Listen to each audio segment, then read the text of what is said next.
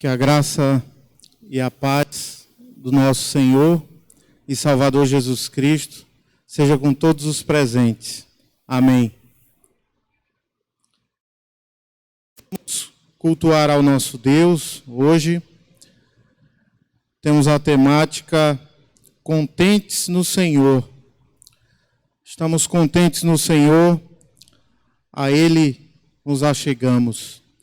Convido a amada igreja a abrir a palavra de Deus no Evangelho segundo escreveu Mateus, capítulo 11, dos versos 25 a 30.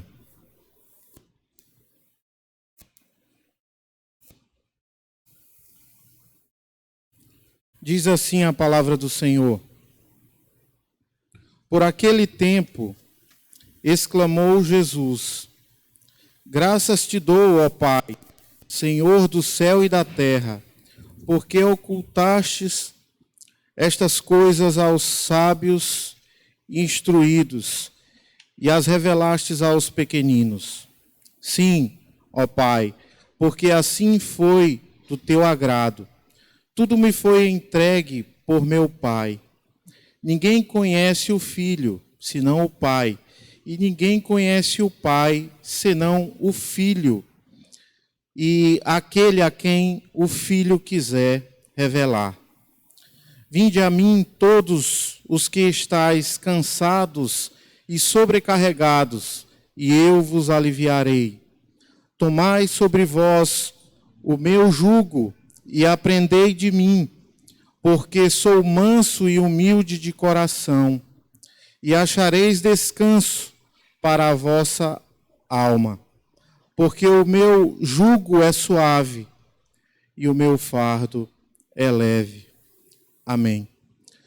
Convido a amada igreja a se colocar de pé e juntos entoarmos o hino 47 do nosso hinário, Louvor e Glória.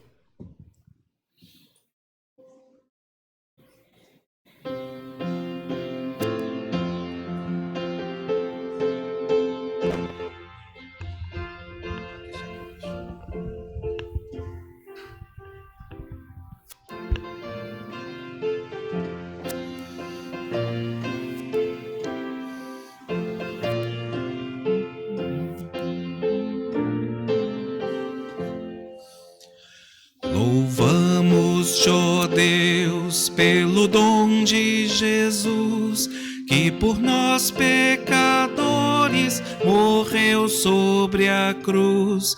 Aleluia, toda glória te rendemos, Senhor. Aleluia, tua graça imploramos. Amém. Louvamos-te, ó Deus, pois nos mandas a luz, que brilhando nas trevas a Cristo conduz. Aleluia, toda glória te rendemos, Senhor. Aleluia, tua graça imploramos. Amém. Louvamos-te, ó Deus, por teu Filho Jesus, que foi morto, mas vive no reino da luz. Aleluia, toda glória te rendemos, Senhor. Aleluia, tua graça imploramos. Amém. Louvamos-te, ó Deus, e rogamos, Senhor, dá-nos sempre sentir teu poder, teu amor. Aleluia, toda glória te rendemos, Senhor. Aleluia, tua graça imploramos. Amém.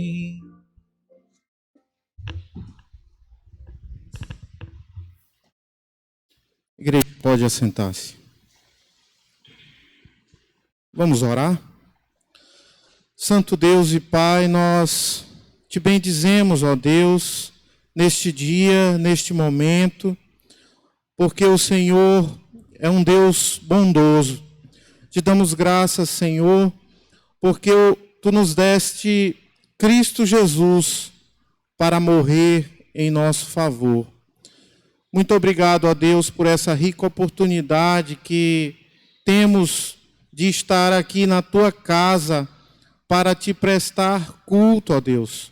Pois só o Senhor é digno, só o Senhor é merecedor, ó Deus, de receber honra e glória.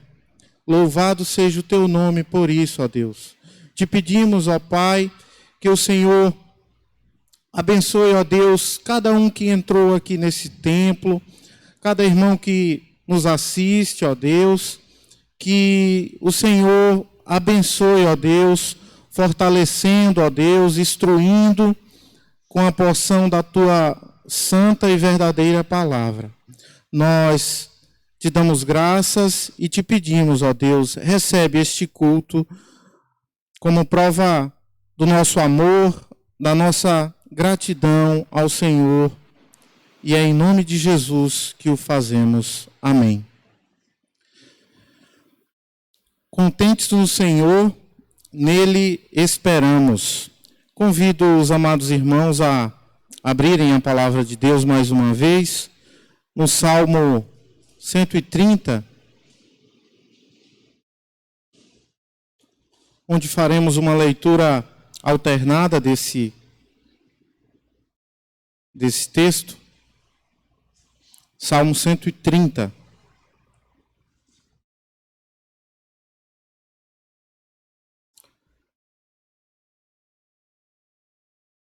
Diz assim a palavra do Senhor: das profundezas clamo a Ti, Senhor.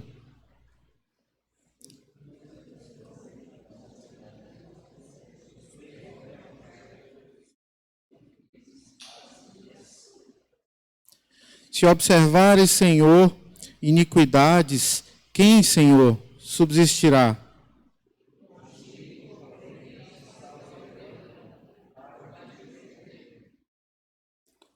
Aguardo o Senhor, a minha alma o aguarda, eu espero na Sua palavra.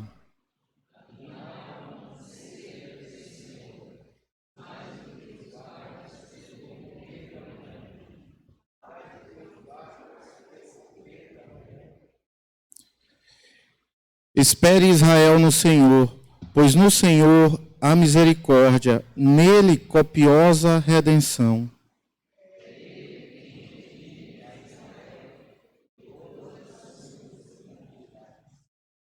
Amém. Deus aplique a Sua palavra à Sua igreja. Irmãos, nesse instante nós temos a oportunidade de, individualmente, de falarmos com o nosso Deus, preparando-nos já para a ceia e também confessando a Ele os nossos pecados e pedindo o perdão. Então, curvemos as nossas cabeças e façamos isso agora.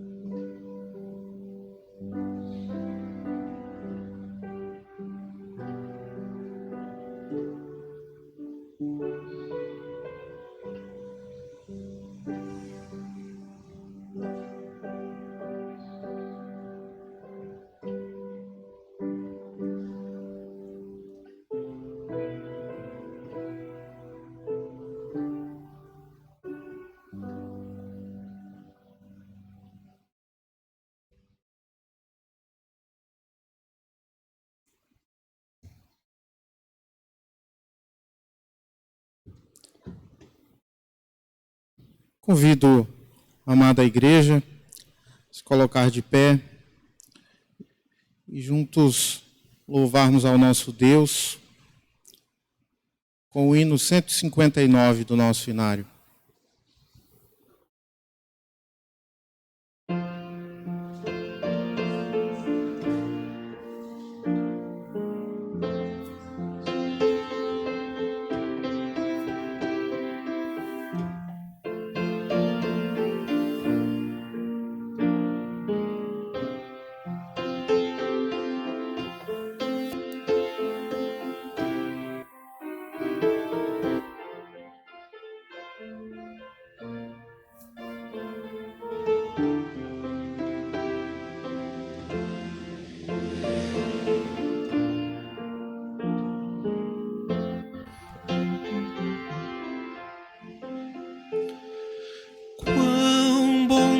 Amigo é Cristo, revelou-nos seu amor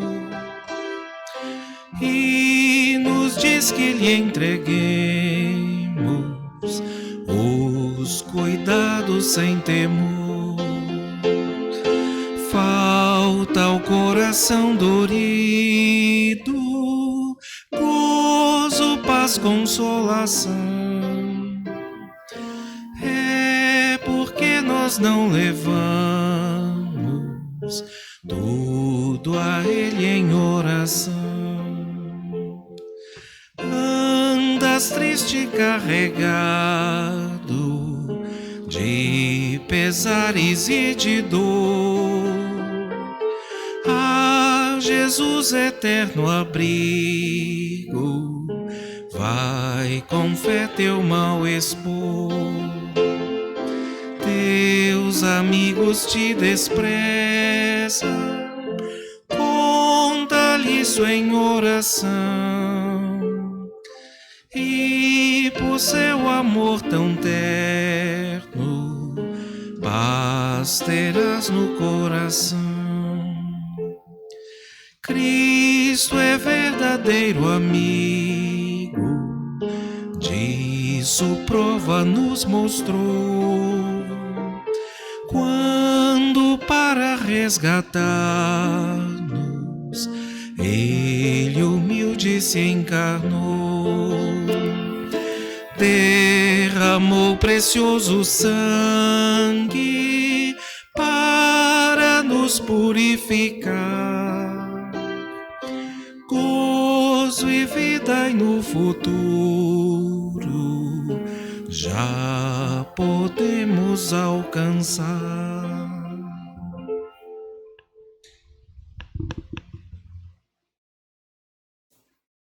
Sentai-vos, irmãos.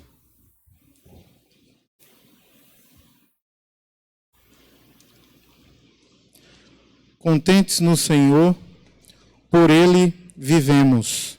Abramos a palavra do Senhor mais uma vez, em Provérbios, no capítulo 30.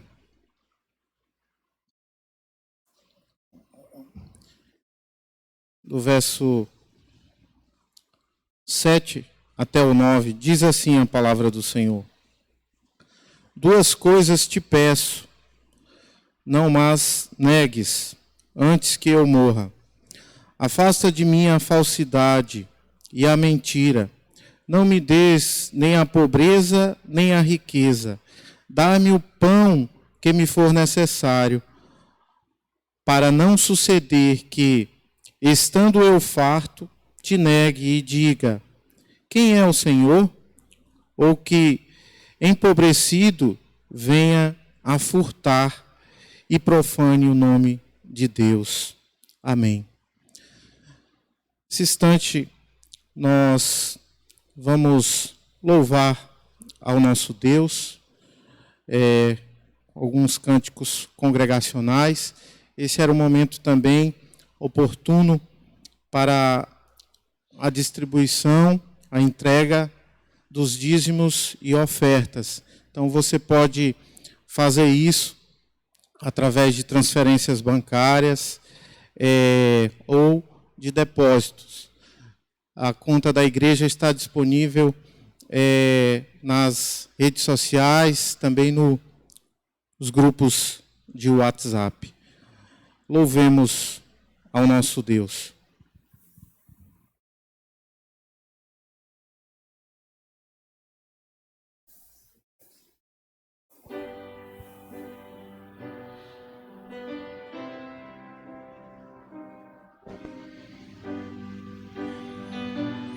Vamos ficar em pé, irmãos, e cantar Grande é o Senhor.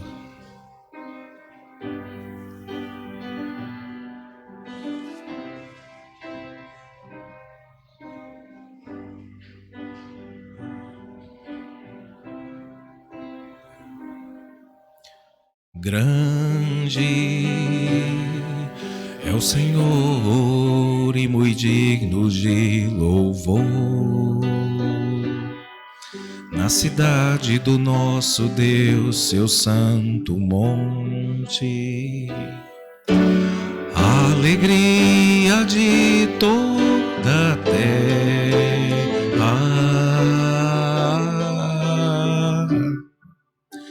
Grande é o Senhor em quem nós temos a vitória, que nos ajuda contra o inimigo. Por isso diante dele nos prostramos,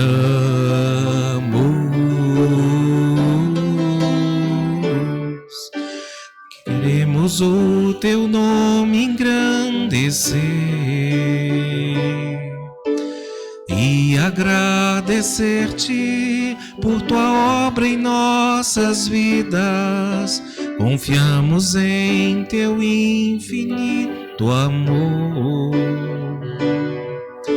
pois só tu és o Deus eterno sobre toda a terra e céu.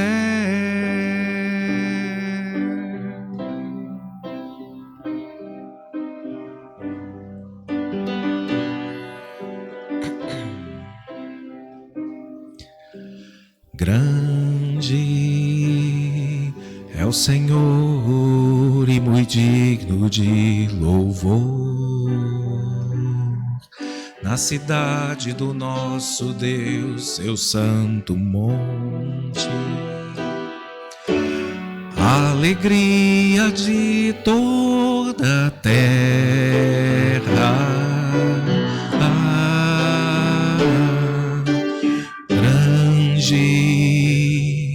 É o Senhor em quem nós temos a vitória, que nos ajuda contra o inimigo. Por isso diante dele nos prostramos,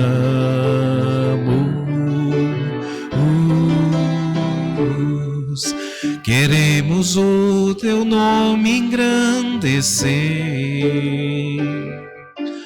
e agradecer-te por tua obra em nossas vidas. Confiamos em teu infinito amor, pois só tu és o Deus eterno sobre toda a terra e céu. Queremos o teu nome engrandecer e agradecer-te por tua obra em nossas vidas. Confiamos em teu infinito amor, pois só tu és o Deus eterno sobre toda a terra e céu.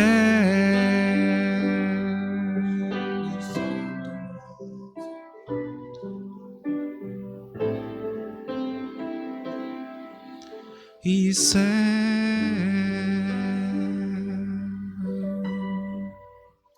A igreja pode se assentar.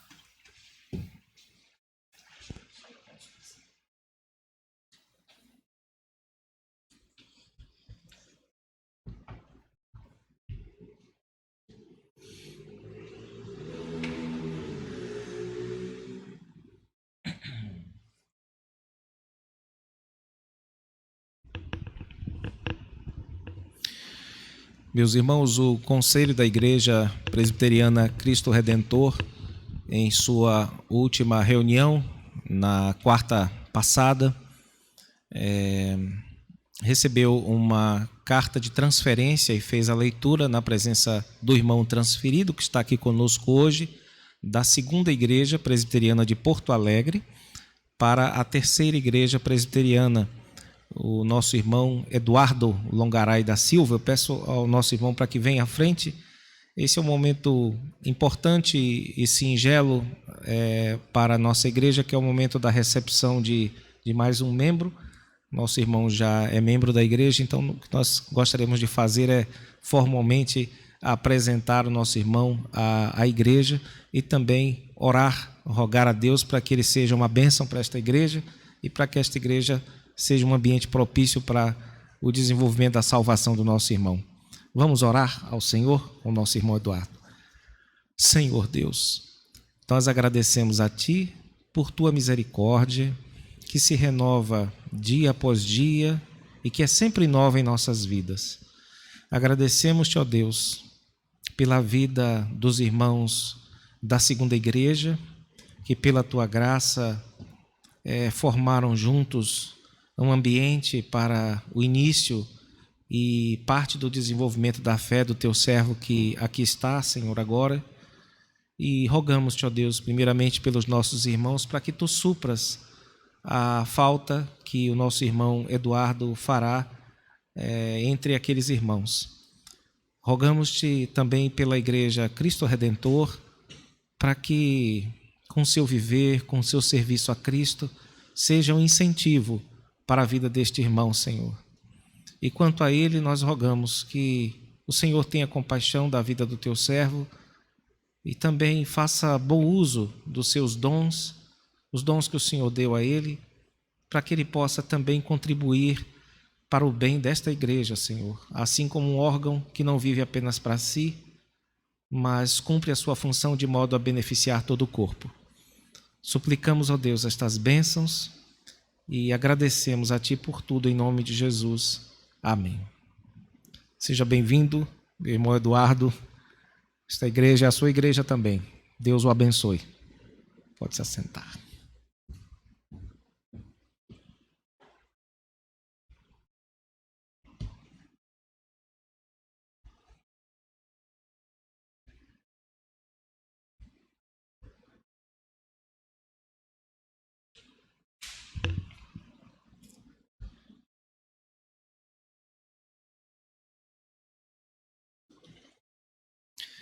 Meus irmãos, nós vamos passar agora a parte da exposição da palavra do Senhor e eu os convido a que abram suas Bíblias na Epístola de Paulo aos Filipenses, no último capítulo, de número 4.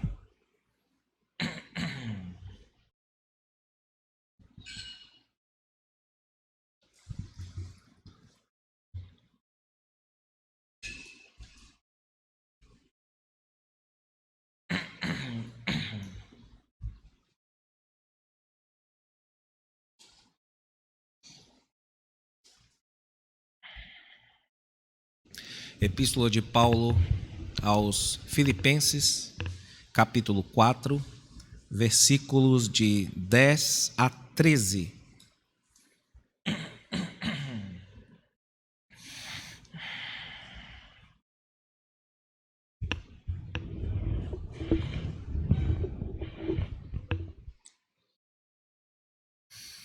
Assim nos diz a palavra do nosso Deus. Filipenses 4, de 10 a 13. Alegrei-me sobremaneira no Senhor, porque agora, uma vez mais, renovaste a meu favor o vosso cuidado, o qual também já tinhais antes, mas vos faltava oportunidade. Digo isto não por causa da pobreza, porque aprendi a viver contente em toda e qualquer situação. Tanto sei estar humilhado, como também ser honrado. De tudo e em todas as circunstâncias, já tenho experiência, tanto de fartura como de fome, assim de abundância como de escassez. Tudo posso naquele que me fortalece. Amém. Meus irmãos, com esta leitura, nós entramos naquela que é chamada de reta final da carta aos Filipenses. Aqui, neste ponto, Paulo agradece aos irmãos pelas ofertas que lhe enviaram enquanto ele estava preso. Na ocasião em que escreveu essa carta, historicamente, as cartas nos dão indícios de que essa é uma das chamadas epístolas da prisão. O trecho sobre o qual Paulo discorre aqui dentro de um mesmo assunto vai do versículo 10 até o versículo 20. Hoje nós vamos tratar apenas até ao versículo 13, que trata a respeito da natureza da gratidão do apóstolo. É, sem dúvida alguma, uma pequena aula que ele nos dá a respeito da gratidão e do contentamento, que são duas virtudes poderosíssimas, importantíssimas na vida cristã. Paulo está sentindo aqui, na abertura dessas palavras que eu li, uma literalmente mega alegria. É uma alegria enorme que ele sente pelos irmãos terem enviado a ele donativos. Donativos é um termo genérico, porque nós não sabemos se foram alimentos, se foi dinheiro, oferta. Nós usaremos aqui essas palavras de modo muito genérico, porque é assim que elas estão apresentadas no texto. E Paulo está sentindo uma profunda alegria por conta desses donativos que recebeu. As prisões romanas, que não tinham os luxos das de hoje, não forneciam alimentação, não forneciam roupa de cama, e normalmente isso ficava por conta dos amigos ou então dos parentes. E isso, cabendo à família e amigos, cabe naturalmente também à igreja. E é por isso que os nossos irmãos de Filipos enviaram para a prisão de Paulo alguns donativos por meio de um irmão que provavelmente era um líder chamado Epafrodito. E agora Paulo, com muito cuidado, demonstra a sua gratidão. A gratidão de um pastor ou de um obreiro cristão, à medida que ele é instruído nas palavras apostólicas, precisa ser muito cuidadosa. E por que eu digo isso, irmãos? Porque desde aquele tempo havia falsos pastores, cuja maior alegria era o lucro. Então, Paulo tem que tomar muito cuidado para dizer porque ele está muito, muito alegre com o envio desses presentes aqui. Por outro lado, o próprio Paulo ensinou que o obreiro cristão é digno do seu salário. Então ele está aqui se movendo num terreno bastante delicado, e vocês vão perceber pela sutileza de cada palavra que ele utiliza aqui, irmãos. Ele não quer ser visto, por um lado, como um mercenário, como alguém que está nessa por dinheiro, e por outro, ele não quer ser visto como arrogante, como se aquilo não fosse nada mais do que a obrigação de uma igreja em sustentar o seu pastor. Isso ficará cristalino na sequência da argumentação de Paulo, especialmente no versículo de número 18, que ele deixa claro que aquilo que os irmãos estão fazendo é um sacrifício diante de Deus. É algo que Deus sente um cheiro bom quando eles fazem aquilo, porque sabem que eles não estão fazendo aquilo meramente por Paulo, mas pela obra de Deus no mundo. Mas até então, a argumentação de Paulo tem que ser construída com muito, muito cuidado, e é assim também com todo pastor que agradece ao seu rebanho. Paulo inicialmente diz que está alegre sobremaneira, mas ele diz que está sobremaneira alegre no Senhor. Notem a sutileza aqui, pela oferta que ele recebeu. Ele considerava as doações como sendo uma espécie de florescimento do cuidado divino por ele. A ideia aqui está por baixo, é das 4 estações. Passei muita dificuldade, mas finalmente algo aconteceu em meu favor. Mas aí podia dar a impressão para a igreja de que ele estava dizendo que os irmãos demoraram muito em ajudá-lo. E não é isso que Paulo está pretendendo aqui, meus irmãos. E para não dar essa impressão, ele reconhece aqui: irmãos, eu sei que vocês foram sempre bondosos comigo, mas faltava ocasião, faltava um bom tempo. E Deus deu finalmente essa estação, finalmente esse bom tempo para que vocês me ajudassem, irmãos. Junto a isso, esse equilíbrio nas palavras, Paulo deixa claro que a alegria que ele sente não está naquilo que ele acabou de receber, nos donativos trazidos por Epafrodito. Primeiro, porque ele não é um mercenário. Portanto, ele não está trabalhando no evangelho por causa de dinheiro ou de donativos. Segundo, ele não recebe como um mendigo recebe as coisas que a igreja está lhe dando. O mendigo foca sim naquilo que está recebendo e fica muito feliz, muito alegre.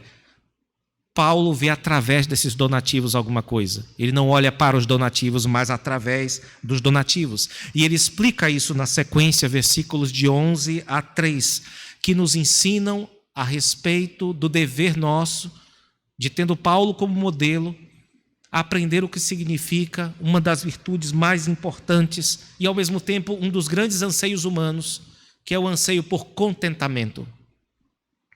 Alguém já disse que a felicidade, e esse é o melhor conceito que eu conheço de felicidade, é uma satisfação que continua a ser satisfatória, ou um contentamento que continua a ser contente.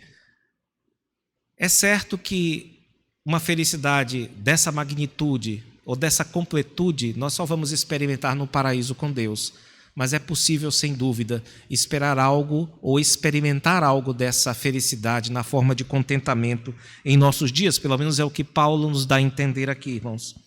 Ele demonstra pessoalmente que, em primeiro lugar, a abundância material não deve ser para nós uma boa base de contentamento. Não é bom para o cristão ter na vida material um esteio, uma base, uma firmeza para aquilo que ele chamará de contentamento. Ele escreveu sobre a sua alegria, não porque ele teve suprida a sua carência, já que ele aprendeu a viver, como ele diz aqui, em toda e qualquer situação, contente. Vejam que esse aqui é um ponto importante. Ele diz ter aprendido o contentamento, como se fosse uma arte, como se fosse uma técnica. Ele aprendeu, por algum meio, de algum modo, a estar contente em toda e qualquer situação. A ideia de aprender aqui é didática mesmo, como se ele fosse uma escola de Cristo e aprendesse como viver, lidando com essas situações como um crente faria. E ele aprendeu, diz ele, irmãos, a se adequar à vida esperando somente em Jesus Cristo ou no seu Senhor. E nessa escola, ele aprendeu a não reclamar, por exemplo, quando tinha falta de pão, por um lado, e também não se empolgar demais quando ele estava numa situação de abundância. Nós sabemos por experiência que a prosperidade tende a entorpecer a nossa memória e a nos fazer esquecer de quem nos deu realmente todas as bênçãos e a quem nós devemos glorificar e agradecer. A prosperidade, então, tende a nos tornar altivos. Não quer dizer que toda pessoa próspera seja altiva, mas quer dizer que esta é uma das tentações típicas daqueles que estão prosperando no sentido material, irmãos. Por outro lado, as adversidades, a perda de bens, a perda de saúde e a dificuldade de tratamento tendem, meus irmãos, a nos puxar para baixo e a nos deprimir. Novamente, é possível que alguém pobre não tenha esse problema, mas porque já resistiu a essa tentação. É uma tentação típica daqueles que estão sofrendo reveses e adversidades, serem puxados para baixo, se deprimirem, murmurarem, reclamarem e talvez até blasfemarem do Senhor Deus. Então é fácil, de certo modo, ceder às tentações da riqueza. Quem é rico é tentado de um jeito, quem é pobre é tentado de um jeito. E é muito fácil, na riqueza ou na pobreza, você se perder de Deus, você se soltar do Senhor Deus, irmãos, nesses altos e baixos que às vezes caracterizam a vida de alguns crentes na sua dimensão material. Pois Paulo nos diz aqui que ele enfrenta essa espécie de montanha-russa da vida, que o leva para cima um dia e para baixo em outra, sem ser uma vítima dessas situações, sem ser um joguete dessas situações extremas. Ele diz que agora sabe como lidar com elas. O versículo 12 diz-nos ele aqui, sei estar humilhado. Eu usei o termo para baixo porque é o que ele usa aqui.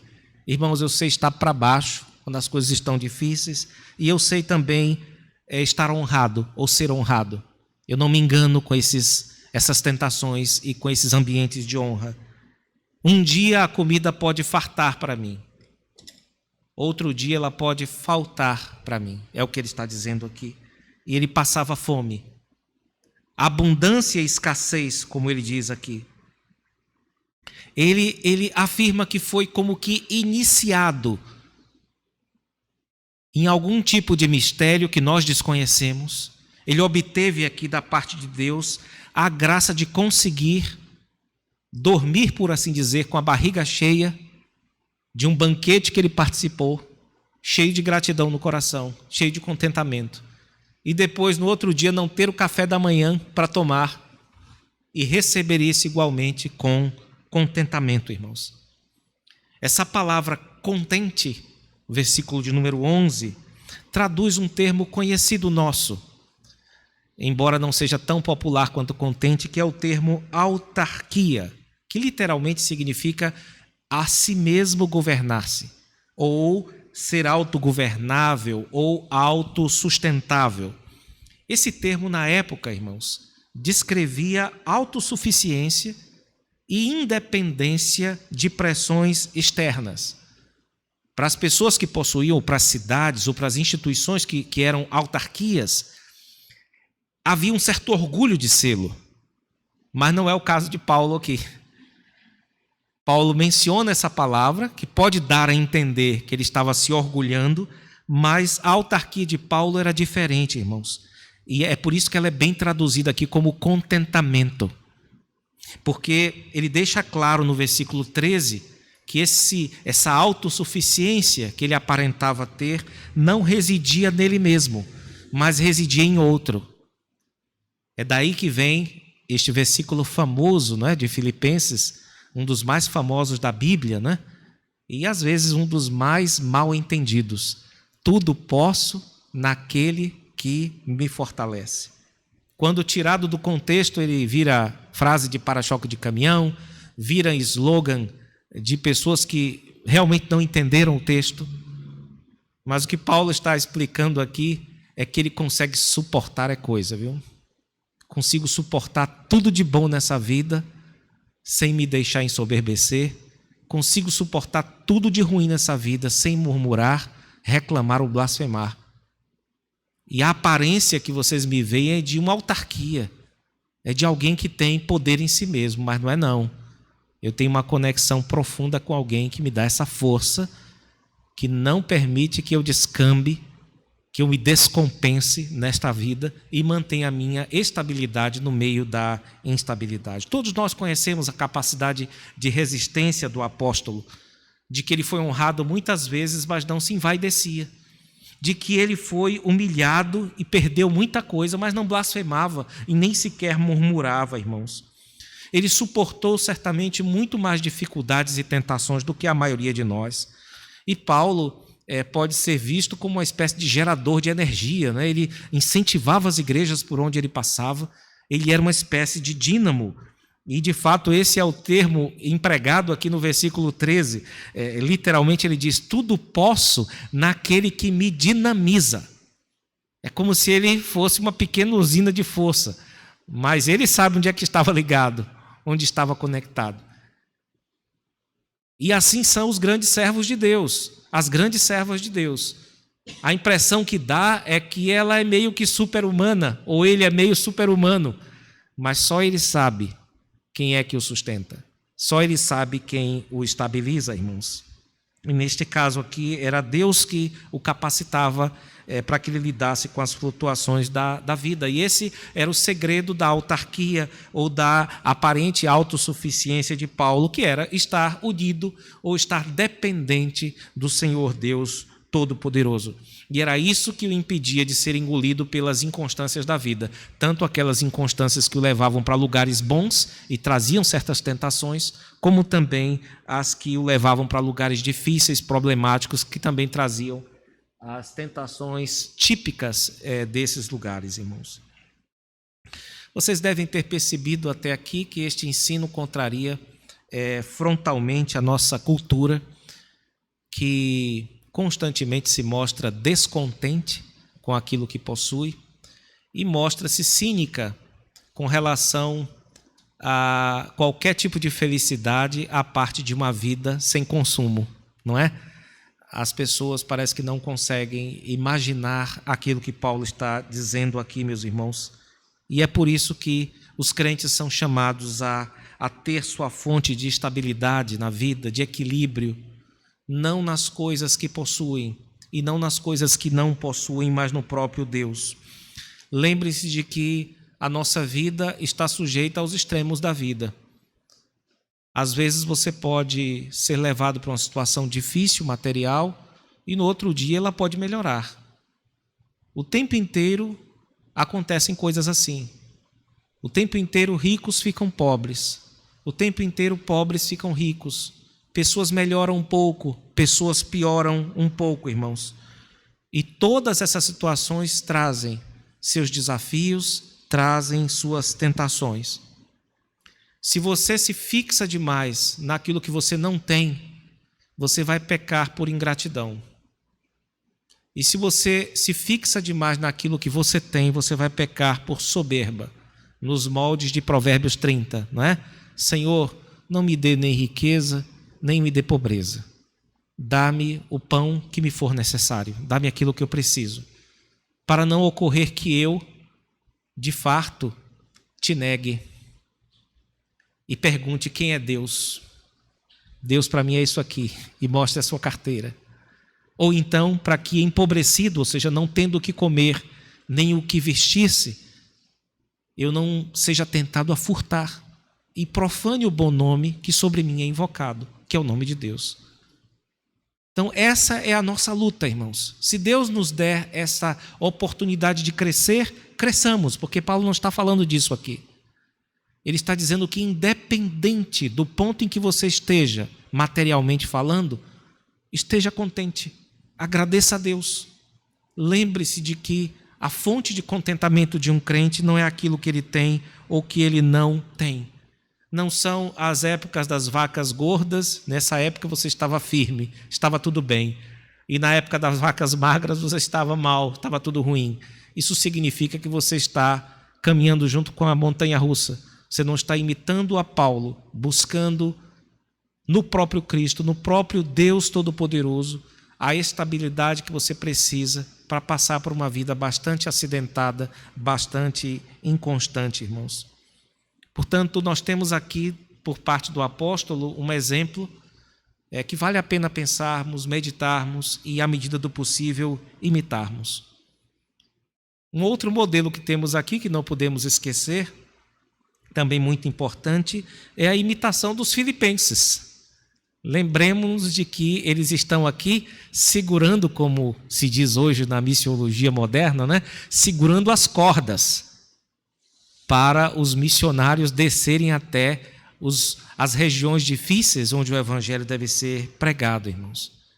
E nesse sentido, a Igreja Cristo Redentor deve levar em consideração este exemplo da igreja filipense.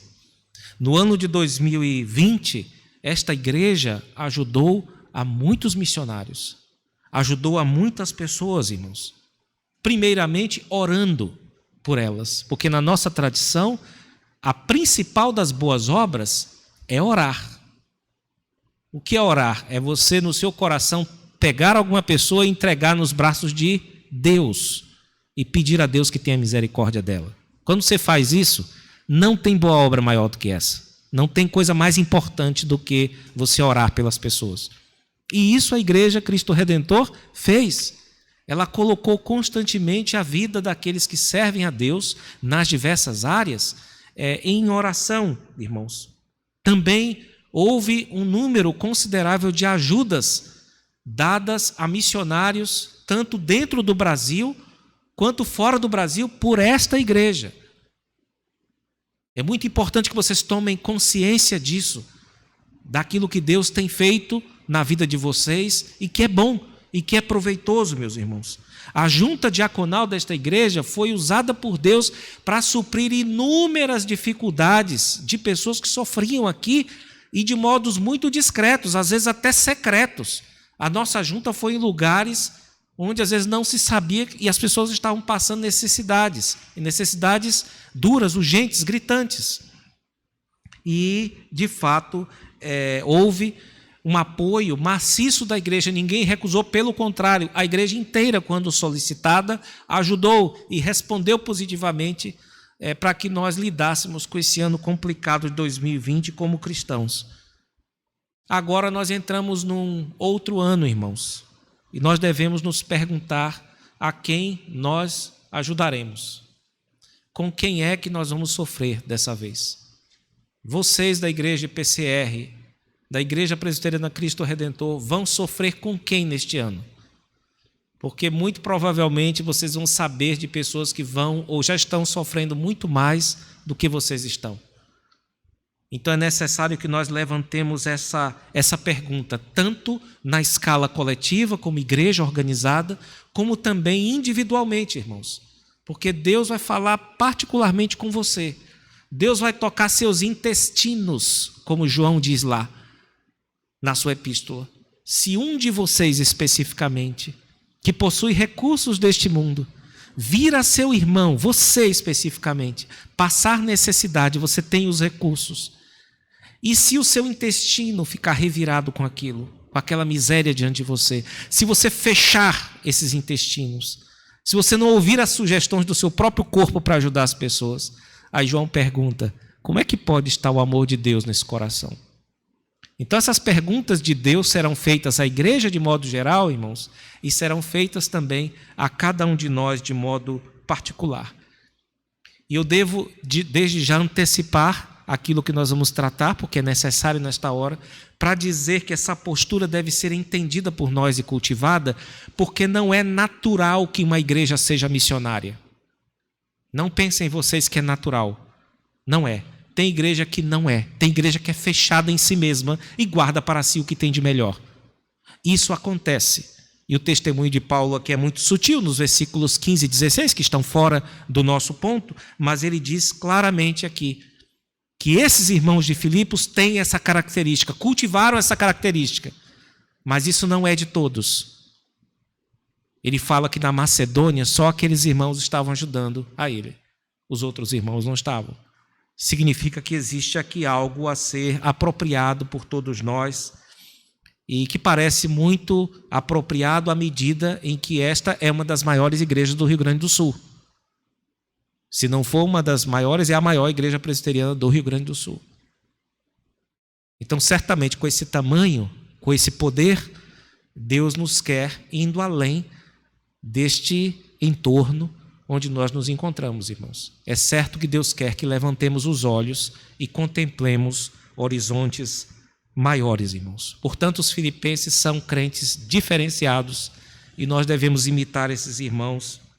Além de Paulo, eles devem ser, portanto, um excelente exemplo para nós. É isso aí. Que Deus nos abençoe e guarde sua palavra em nossos corações. Amém. Nós vamos passar a parte da Santa Ceia do Senhor.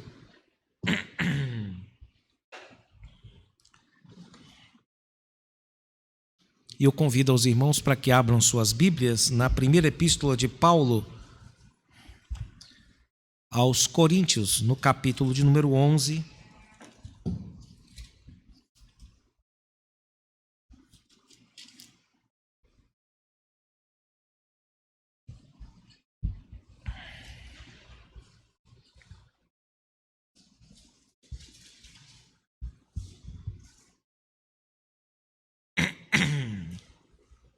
Eu farei a leitura dos versículos de 23 a 26 e depois lerei o versículo 28, que serve como base de uma leitura que eu gostaria de fazer no Catecismo Maior da nossa igreja. 1 aos Coríntios 11, de 23 a 26, assim nos diz a palavra. Porque eu recebi do Senhor o que também vos entreguei, que o Senhor Jesus, na noite em que foi traído, tomou o pão. Tendo dado graças, o partiu e disse: isto é o meu corpo, que é dado por vós. Fazei isto em memória de mim. Por semelhante modo, depois de haver ceado, tomou também o cálice, dizendo: este cálice é a nova aliança no meu sangue. Fazei isto todas as vezes que o beberdes, em memória de mim. porque todas as vezes que comerdes este pão e beberdes o cálice, anunciais a morte do Senhor até que ele venha. Versículo 28. Examine-se, pois, o homem a si mesmo, e assim coma do pão e beba do cálice. Amém. Eu farei a leitura, irmãos, da pergunta e da resposta de número 172 do nosso Catecismo Maior, que fala a respeito daqueles irmãos que às vezes têm dúvidas se devem ou não participar da Santa Ceia, por conta de algum aborrecimento, né? Acontece muito, pelo menos eu já ouvi muita gente reclamando para mim que dias de ceia, domingos, nos almoços de domingo, nos lanches, nas conversas de domingo, às vezes surgem aborrecimentos e as pessoas ficam em dúvida se deveriam ou não participar da ceia, né? E o nosso Catecismo Maior, muito pastoralmente, nos faz essa pergunta e depois nos dá a seguinte resposta. A pergunta é: uma pessoa que duvida que esteja em Cristo ou que esteja convenientemente preparada, deverá ir à Santa Ceia do Senhor? A resposta é: uma pessoa que duvida de que esteja em Cristo ou de que esteja convenientemente preparada para participar da Ceia do Senhor, pode ter um verdadeiro interesse em Cristo, embora não tenha ainda certeza disto, mas aos olhos de Deus o tem, se está devidamente tocada pelo receio da falta desse interesse e sem fingimento deseja ser achada em Cristo e apartar-se da iniquidade. Neste caso, desde que as promessas são feitas e este sacramento é ordenado para alívio até dos cristãos fracos e que estão em dúvida, deve lamentar a sua incredulidade e esforçar-se para ter as suas dúvidas dissipadas. E, assim fazendo, pode e deve vir à ceia do Senhor para ficar mais fortalecida. Então, a Santa Ceia do Senhor é apresentada aqui como sendo um fortalecedor da fé. Fortalecedor da fé significa inibidor das nossas dúvidas. Então, o nosso chamado, irmãos, simples, é para tomar e comer, para tomar e beber, e esperar que Deus cumpra suas promessas de fortalecimento das nossas vidas, no amor que nós devemos a Deus e ao próximo, na esperança da vida eterna e de dias melhores na presença de Deus, e, é claro, o fortalecimento da nossa fé, da nossa certeza de que Deus está conosco e de que Ele em Cristo é bom para com todos nós. Seguros disso, irmãos, façamos agora a nossa oração, elevemos a Deus nossos corações e supliquemos a Ele para que separe os elementos que serão usados por nós nesta tarde e que a palavra dele cumpra o propósito designado na instituição da Santa Ceia. Vamos orar ao Senhor.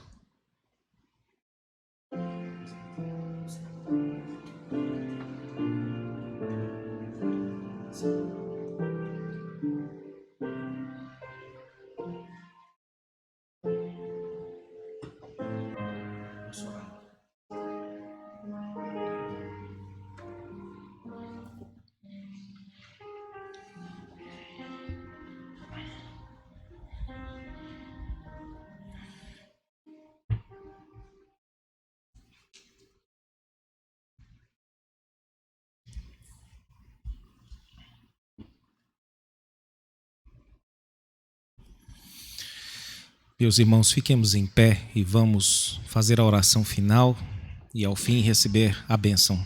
Oremos. Senhor Deus,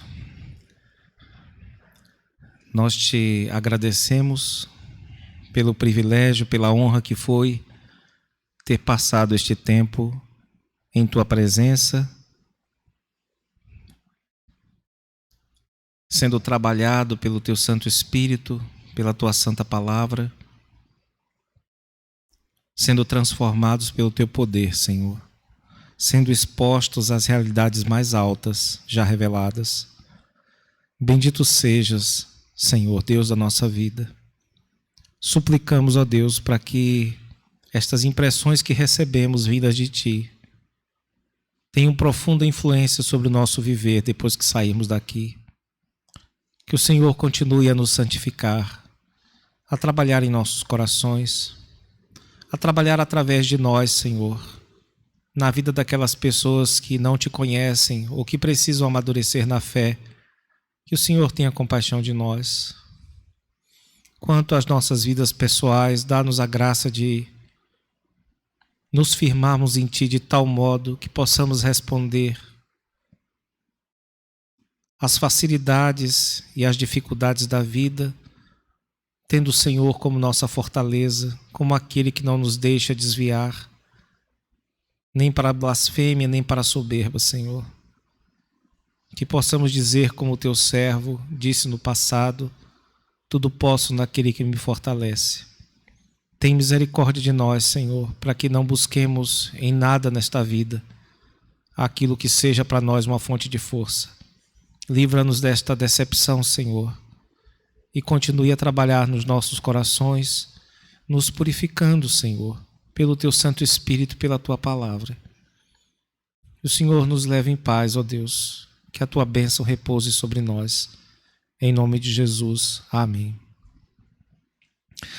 A graça de nosso Senhor e Salvador, Jesus Cristo, o amor de Deus, o nosso Pai, e a comunhão do Espírito Santo sejam com todos vós e com todo o Israel de Deus espalhado pela face da terra, hoje e para todo sempre. Amém.